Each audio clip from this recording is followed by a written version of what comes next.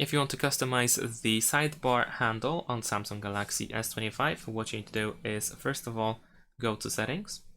Over here, choose Display, scroll down until you find Edge Panels, and then go here, and then go to Handle. Here we can choose the position to have the handle all on the left or right side of the screen. We can also lock the handle position so that we won't move it by accident. We can change the color. We can adjust the transparency of that color, make it smaller or bigger, or thinner or thicker.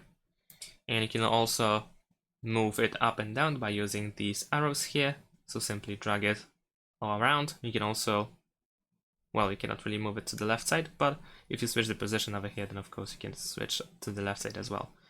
And that is pretty much it. Once you are done, you can simply exit these options. Thanks for watching, leave a like and subscribe to my channel, and see you in my next videos. Bye!